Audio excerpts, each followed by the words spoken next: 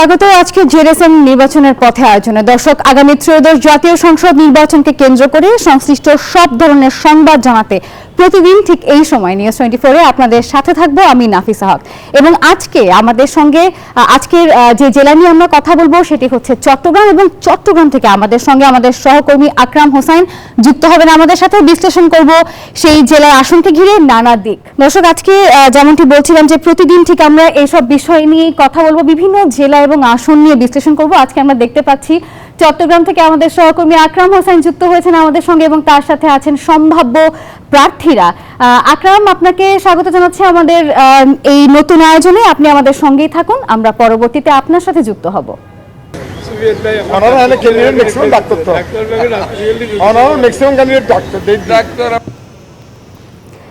দর্শক, যেমনটি জানাচ্ছিলাম যে আজ আমরা কথা বলবো চট্টগ্রাম নিয়ে, এবং সেই জেলার আসন, বিভিন্ন তথ্য এবং আদ্যপান্ত জানাবো।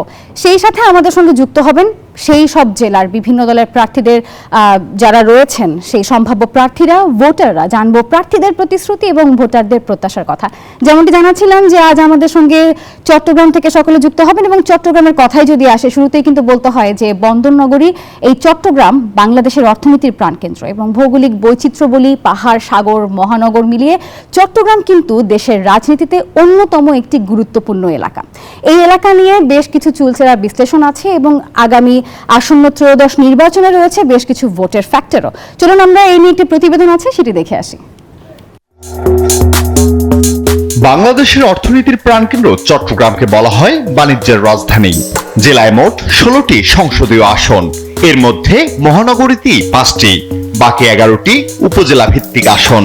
ব্রিটিশ বিরোধী আন্দোলন থেকে 52, 69 কিংবা 71-এর মহান মুক্তিযুদ্ধ, তারপর 90-এর গণ অভ্যুত্থান থেকে 24-এর জুলাই আন্দোলন, সব সংকটে চট্টগ্রাম জাতিকে দেখিয়েছে আলোর পথ। পাহাড়, সমুদ্র আর সবুজে ঘেরা চট্টগ্রামে আছে গুরুত্বপূর্ণ বন্দরও। এ জেলায় মোট ভোটার সংখ্যা প্রায় 60 লাখ। মিরসরাই উপজেলা নিয়ে গঠিত চট্টগ্রাম 1 আসনের ভোটার 3,82,120 জন। এখানকার পাহাড়ি অংশ ও উপকূলীয় গ্রাম ঝুঁকিপূর্ণ এলাকা হিসেবে বিবেচনা করা হয়। মুক্তিযুদ্ধে অন্যতম সংগঠিত অঞ্চল ফটিকছড়ি নিয়ে চট্টগ্রাম 2 আসন। ভোটার আছে 4,82,423 জন। দ্বীপ উপজেলা সন্দ্বীপ নিয়ে গঠিত চট্টগ্রাম 3 আসনে ভোটার 2,57,572 জন। সীতাকুণ্ডু বা চট্টগ্রাম 4 আসনের ভোটার সংখ্যা 4,48,535 জন। মাদ্রাসা নগরী নামে পরিচিত হাটহাজারী বা চট্টগ্রাম 5 আসনে ভোটার 4,92,288 জন। রাজনৈতিকভাবে প্রভাবশালী আসন চট্টগ্রাম 6, রাউজানের আয়তন 246 বর্গ কিলোমিটার, ভোটার 3,58,593 জন। পাহাড় ও সমতলের মিলনস্থল চট্টগ্রাম 7 আসন, রাঙ্গুনিয়া, চান্দগাঁও ও বোয়ালখালী নিয়ে গঠিত চট্টগ্রাম 8। কোতোয়ালি ও বাকলি এলাকা নিয়ে গঠিত চট্টগ্রাম 9 আসনে ভোটার 4,15,127 জন। ডবল মোরিং ও হালিশহর নিয়ে গঠিত চট্টগ্রাম 10 আসনে মোট ভোটার 5,01,112 জন। চট্টগ্রাম 11 আসনে আছে বন্দর ও পতেঙ্গা এলাকা। মুক্তিযুদ্ধে অগ্রণী ভূমিকা রাখা পটিয়া চট্টগ্রাম 12 আসন। কর্ণফুলী নদীর দক্ষিণ তীরে অবস্থিত আনোয়ারা এলাকা চট্টগ্রাম 13 আসন। চন্দনাইশ এলাকা নিয়ে গঠিত চট্টগ্রাম 14 আসন। কৃষি নির্ভর অঞ্চল লোহাগাড়া চট্টগ্রাম 15 আসন। সাতকানিয়া এলাকা নিয়ে চট্টগ্রাম। এবার ত্রয়োদশ জাতীয় সংসদ নির্বাচনে 16টি আসনেই জমে উঠেছে রাজনীতির উত্তাপ। অবকাঠামো উন্নয়ন, জলাবদ্ধতা, কর্মসংস্থান ও স্বাস্থ্যসেবা উন্নত করার দাবি জনগণের। এছাড়া পাহাড় ধস সমস্যা সমাধান এ জেলার মানুষের অন্যতম দাবি। তবে গ্রামীণ ভোটারদের চাহিদা ভিন্ন।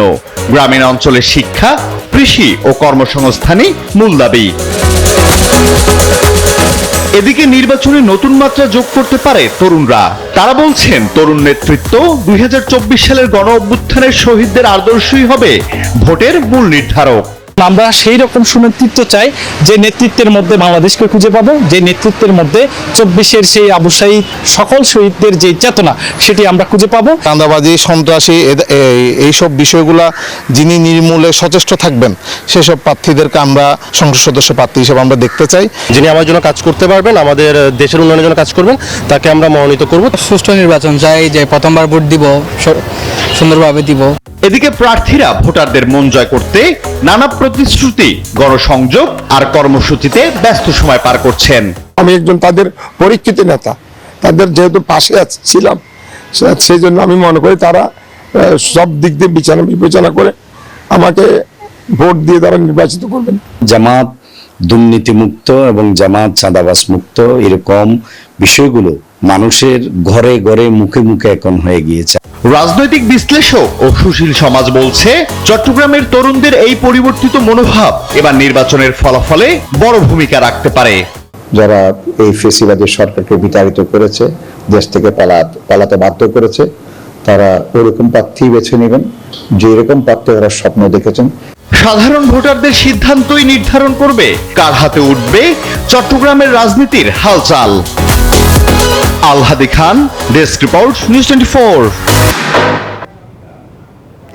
দর্শক, চট্টগ্রাম নিয়ে চমৎকার একটি প্রতিবেদন দেখছিলাম যেখানে তুলে ধরা হয়েছে চট্টগ্রামের এই যে বন্দর নগরী এবং সেখানে ভোটার ফ্যাক্টর কি হতে পারে এবং সেই সাথে চট্টগ্রামের যে ঐতিহ্য রয়েছে সবকিছু। শুরুতেই অনুষ্ঠানের আমরা পরিচয় করিয়ে দিয়েছিলাম, আমাদের সহকর্মী আকরাম হোসেন রয়েছেন এবং তার সাথে রয়েছেন প্রার্থী এবং ভোটার। আমরা এবার আকরামের সঙ্গে সরাসরি যুক্ত হব। আকরাম, নিশ্চয়ই শুনতে পাচ্ছেন আপনি আমাকে এবং দেখতে পাচ্ছি যে আপনি এই নির্বাচনের পথে অনুষ্ঠানে আপনার সঙ্গে রয়েছে যেমন সম্ভাব্য প্রার্থীরা এবং সেই সাথে ভোটাররা। তো আপনার কাছে জানতে চাচ্ছি, ভোটাররা আসলে কি ধরনের আশা ব্যক্ত করছেন পরবর্তী তাদের বন্দর নগরীর যিনি নির্বাচিত হবেন সেই নেতার পক্ষে, এবং সেই সাথে নেতারা নির্বাচনে কি কি প্রতিশ্রুতি দিচ্ছেন?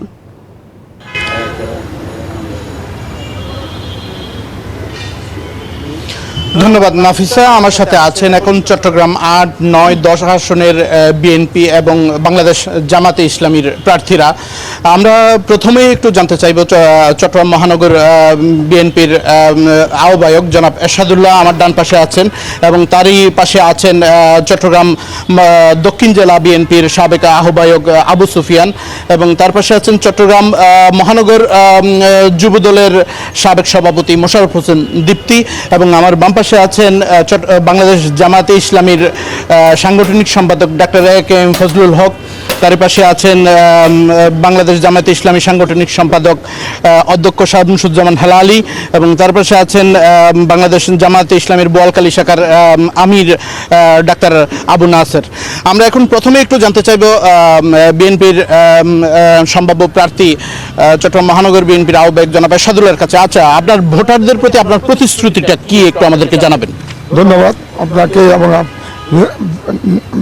নিউজ 24-এর শ্রোতা মণ্ডলীকে। ভোটারদের কাছে আমাদের বক্তব্য হচ্ছে, ভোটারদের বিশেষ করে আমাদের কনস্টিটিউয়েন্সি চট্টগ্রাম 8টা পড়েছে, বোয়ালখালী এবং চানগাঁও, মোহরা, পাঁচলাইশ, পশ্চিম ষোলশো, পূর্ব ষোলশো। এখানের একদিকে সমস্যা, ওইদিকে অন্য সমস্যা।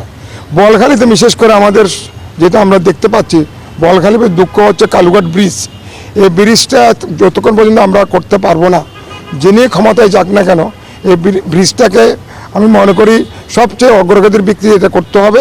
কারণ বোয়ালখালীর দুঃখ ঘুচাতে হলে এবং মানুষের বিশেষ করে আগামী দিনে যে আমাদের যে কর্মসূচি আছে, এখানে শিল্পায়ন করা, এখানে চট্টগ্রাম শহরে শিল্পায়ন করা, মোটামুটি এখানে জায়গা না থাকার কারণে, সংকুলন না হওয়ার কারণে এখানে শিল্পায়ন করা সম্ভব না।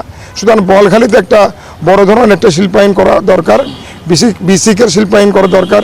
সুতরাং এই আমাদের বোয়ালখালী আরও দুঃখ হচ্ছে এখানে বিশেষ করে নদীভাঙ্গা, এই নদীভাঙ্গা এবং বিশেষ করে যে মেডিকেল সেন্টারটি রয়েছে সেটা হচ্ছে 50 সদস্য বিশিষ্ট। এত বড় উদ্দেশিত এলাকা, 50 সদস্য যে হাসপাতাল, সেটাকে বিশেষ করে 250 বেডে উন্নীত করা, এগুলি আমাদের নির্বাচনী প্রতিশ্রুতি থাকবেন।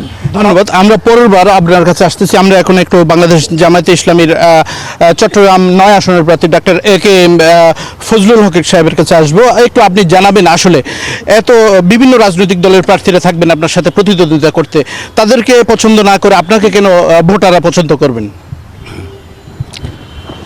আসসালামু আলাইকুম সম্মানিত এলাকাবাসী, যারা আমাকে শুনছেন এবং দেখছেন, সবার প্রতি আমি সালাম জানাচ্ছি। তো আমাকে চট্টগ্রাম 9 আসন থেকে বাংলাদেশ জামাতে ইসলামী থেকে মনোনয়ন দেওয়া হয়েছে। তো আমি তো আসলে পেশাজীবী এবং আমি ইতিমধ্যেই চট্টগ্রামের বহু প্রতিষ্ঠানের সাথে জড়িত আছি। আমি চিটাগং মেট্রোপলিটন হাসপাতালের managing director, Park View chairman, Chittagong international medical college and nursing college এবং ডেন্টাল কলেজের ট্রাস্টের সভাপতি। মূল কথায় যাব, আচ্ছা। একটু আপনি ভোটারদের প্রতি আপনার প্রতিশ্রুতি। ভোটারদের সাথে প্রতিশ্রুতি হচ্ছে চট্টগ্রাম 9 এলাকা চট্টগ্রামের একটা গুরুত্বপূর্ণ এলাকা। তো এটা স্বাধীনতার পর থেকে এখানে বহু হেভিওয়েট প্রার্থী বিজয় লাভ করে মন্ত্রীও হয়েছেন, কিন্তু এলাকার কাঙ্ক্ষিত উন্নয়ন হয় নাই।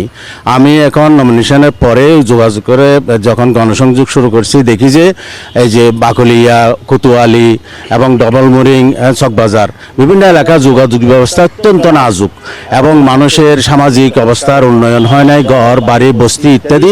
আমি কমিউনিটি ক্লিনিকের উন্নয়ন করব, শিক্ষা প্রতিষ্ঠানের উন্নয়ন করব, যোগাযোগ ব্যবস্থার উন্নয়ন করব এবং বহু জায়গায় বস্তির মতো এগুলাকে আরো পরিকল্পিতভাবে মানুষের জীবনমান এবং পানি সাপ্লাই, ওয়াসার পানি সাপ্লাই। নাফিসা, আমরা এখন স্টুডিওতে।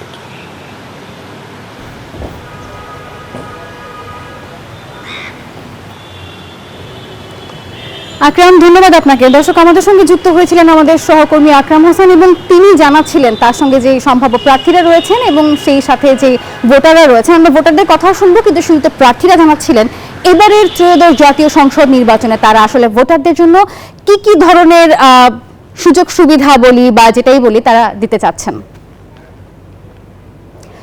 দর্শক, এবারে আমরা কিছু কার্ড দেখে নিব, যার মাধ্যমে আমরা জানতে পারবো চট্টগ্রাম ত্রয়োদশ আসন্ন সংসদ নির্বাচনে কি কি অপেক্ষা করছে আমাদের জন্য এবং তার পূর্বের রেকর্ড কি কি ছিল। আমরা একটু কার্ডগুলো দেখে নিই। যদি শুরুতে আমরা একটু দেখতে চাই, তাহলে চট্টগ্রামে 1 আসন পড়েছে মিরসরাইয়ে, আর সেখানে এবং নুরুল আমিন এবং ইউসুফ চৌধুরী ছিলেন।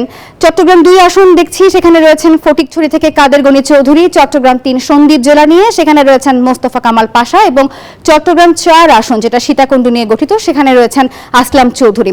আমরা একটু পরবর্তী কার্ডে যেতে চাই। পরবর্তী কার্ডে আমরা দেখতে চাই চট্টগ্রাম 5 আসনে কি রয়েছে। চট্টগ্রাম 5 আসন কিন্তু রয়েছে হাটহাজারী নিয়ে, যেখানে রয়েছেন মীর মোহাম্মদ হেলাল উদ্দিন, ব্যারিস্টার শাকিলা ফারজানা। চট্টগ্রাম 6 আসন রাউজান, যেটি বহুল আলোচিত ছিল একটা সময়ে, সেখানে আমরা দেখতে পাচ্ছি রয়েছেন গিয়াসউদ্দিন কাদের চৌধুরী, গোলাম আকবর খন্দকার। চট্টগ্রাম 7 রাঙ্গুনিয়া একটু যদি আমরা দেখি, সেখানে রয়েছেন হাম্মাম কাদের চৌধুরী এবং চট্টগ্রাম 8 যেটা বোয়ালখালী এবং চাঁদগাঁও নিয়ে গঠিত, সেখানে রয়েছেন আবু সুফিয়ান, এরশাদুল্লাহ এবং মোস্তফা খান। আমরা পরবর্তী স্লাইডে যেতে চাই। চট্টগ্রাম 9 আসন যেটি কোতোয়ালি নিয়ে গঠিত, সেখানে রয়েছেন শাহাদাত হোসেন, শামসুল আলম, আবুল হাশেম বক্কর এবং আবু সুফিয়ান। পরবর্তীতে চট্টগ্রাম 10 যেটা ডবল মুরিং পাহাড়তলি নিয়ে গঠিত, রয়েছেন আমির খসরু মাহমুদ চৌধুরী, সাইদ আল নোমান। এবং এর পরবর্তীতে যদি আমরা চট্টগ্রাম 11 যেটা বন্দর পতেঙ্গা নিয়ে গঠিত, সেটা একটু দেখি, সেখানে রয়েছেন আমির খসরু মাহমুদ চৌধুরী এবং ইসরাফিল খসরু। এবারে পরবর্তী স্লাইডে যেতে চাই। সেখানে চট্টগ্রাম 12 আসন রয়েছে পটিয়া জেলা নিয়ে, সেখানে রয়েছেন এনামুল হক এনাম, ডক্টর মঈনুদ্দিন চৌধুরী লিটন, গাজী শাহজাহান জুয়েল, ইদ্রিস মিয়া এবং গাজী সিরাজ। চট্টগ্রাম 13 আসন যেটি আনোয়ারায়, সেখানে রয়েছেন সরওয়ার জামাল নিজাম, লায়ন হেলাল উদ্দিন। এবং এর পরবর্তীতে চট্টগ্রাম 14 চন্দনাইশ যেখানে আমরা দেখছিলাম, সেখানে রয়েছেন এলডিপি এর অলি আহমেদ। পরবর্তী স্লাইড দেখতে চাই। সেখানে চট্টগ্রাম 15 আসনের সাতকানিয়া লোহাগাড়া নিয়ে যেটি গঠিত, সেখানে রয়েছেন ব্যারিস্টার ওসমান চৌধুরী, মুজিবুর রহমান এবং শেখ মোহাম্মদ মহিউদ্দিন। এবং চট্টগ্রাম 16 যেটি বাঁশখালীতে রয়েছেন, সেখানে রয়েছেন লিয়াকত আলী এবং জহিরুল ইসলাম চৌধুরী আলমগীর। দর্শক, নির্বাচনের পথে বিএনপি সম্ভাব্য প্রার্থীদের তালিকা আমরা ইতোমধ্যে দেখে ফেলেছি এবং প্রায় 16টি আসন নিয়ে গঠিত। সেখানে কারা হতে পারেন সম্ভাব্য প্রার্থী সেই সম্পর্কেও আমরা একটা ধারণা আপনাদেরকে দেওয়ার চেষ্টা করেছি। দর্শক, আমাদের কাছে আরো খবর আছে এই চট্টগ্রাম নিয়ে, আপনাদেরকে আরো খবর জানাবো, আমাদের সঙ্গেই থাকুন। তবে এ পর্যায়ে জেডএসআরএম নির্বাচনের পথেতে নিচ্ছি ছোট্ট একটি বিরতি, সঙ্গেই থাকুন। বিরতির পর আরো একবার স্বাগত। আপনারা দেখছেন জেডএসআরএম নির্বাচনের পথে। দর্শক, প্রথম পর্বে আমরা যেরকম দেখেছিলাম যে আমাদের সাথে আকরাম হোসেন যুক্ত হয়েছিলেন, সঙ্গে ছিলেন এবারে ত্রয়োদশ জাতীয় সংসদ নির্বাচনের কিছু সম্ভাব্য প্রার্থী। আমরা আবারও আকরামের সঙ্গে যুক্ত হব এবং শুনবো সেখানে প্রার্থীরা কি বলছে। আকরাম, শুরুর পর্বে আমরা দুজনের সাথে কথা বলেছি, তারা বলেছিলেন তাদের বিভিন্ন প্রত্যাশার কথা। এবারও আমরা আবার আপনার কাছে ফিরতে চাই, কি তথ্য আছে আপনার কাছে? ধন্যবাদ নাফিসা। আমরা এখন যাব চট্টগ্রাম মহানগর জামাতের সাংগঠনিক সম্পাদক জনাব অধ্যক্ষ শামসুজ্জামান হেলালের কাছে। আচ্ছা, আপনি একটু জানাবেন আসলে আপনার ভোটারদের উদ্দেশ্যে যদি সংক্ষিপ্ত করে একটু বলেন আপনার প্রতিশ্রুতি কি? ধন্যবাদ নিউজ 24-এর সকল দর্শকবৃন্দকে। আমরা বাংলাদেশ নয়, শুধু চট্টগ্রামের সবচেয়ে বড় সমস্যা জলাবদ্ধতা সমস্যা। জলাবদ্ধতা সমস্যার যে কাজগুলো চলমান আছে, সিডিএ এবং সিটি কর্পোরেশনের সাথে সমন্বয় করে জলাবদ্ধতাটাকে চট্টগ্রামে যাতে সবচেয়ে জিরো জায়গায় নিয়ে আসা যায়, এটার জন্য আমার প্রথম কর্মতৎপরতা শুরু হবে। আমি একটি স্পোর্টিং ক্লাব প্রতিষ্ঠা করব যুবকদের জন্য, খেলাধুলার জন্য। ব্যতিক্রমী একটা স্পোর্টিং ক্লাব, যেটার কোনো দল পরিচয় থাকবে না, দল নিরপেক্ষ একটা স্পোর্টিং ক্লাব করার জন্য আমি চেষ্টা করব। যুবকদের কর্মসংস্থানের ব্যাপারে আমি অগ্রণী ভূমিকা রাখবো। যেখানে যেভাবে যুবকদের কর্মসংস্থান এবং স্পোর্টিং ক্লাব জলাবদ্ধতাকে আপনি গুরুত্ব দিয়েছেন। আমরা এখন একটু যাব দক্ষিণ জেলা বিএনপির আহ্বায়ক জনাব আফুজুবিয়ানের কাছে। আপনি যদি ভোটারদের উদ্দেশ্যে আপনার প্রতিশ্রুতির কথাগুলো একটু বলেন। ধন্যবাদ নিউজ 24-এর সকল দর্শক শ্রোতাকে। একজন পার্লামেন্ট মেম্বার, সংসদ সদস্য তার ভোটারদের উদ্দেশ্যে কি প্রতিশ্রুতি দিতে পারে সেটা আমাদের বুঝতে হবে। এটা ইন্ডিভিজুয়াল কোনো বিষয় না, বিষয়টা হচ্ছে সামগ্রিক।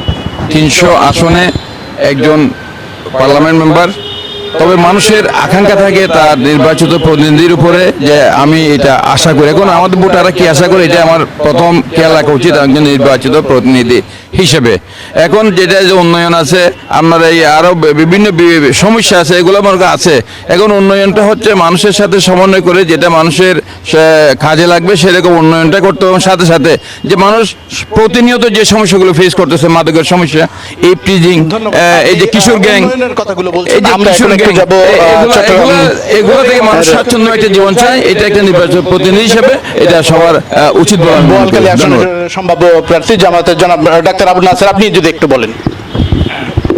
ধন্যবাদ নিউজ 24-কে জনগণের মুখোমুখি করার জন্য আজকে আপনারা যে উদ্যোগ নিয়েছেন, সামনেও আমরা এই উদ্যোগটা নেবেন, আমি এই জন্য আপনাদেরকে ধন্যবাদ ও আশীর্বাদ ব্যক্ত করছি। কারণ অতীতে যারা জনপ্রতিনিধি হয়েছে তারা জনগণের কাছে না গিয়ে নাম দিয়ে মনোনয়নপত্র পেয়েই তারা জনপ্রতিনিধি হয়ে যাওয়াতে জনগণের গুরুত্বটা তারা উপলব্ধি করতে পারে নাই।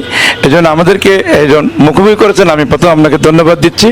দ্বিতীয়ত, চট্টগ্রাম বিভাগের সবচেয়ে বড় আসন হচ্ছে আমার চট্টগ্রাম 8 আসন।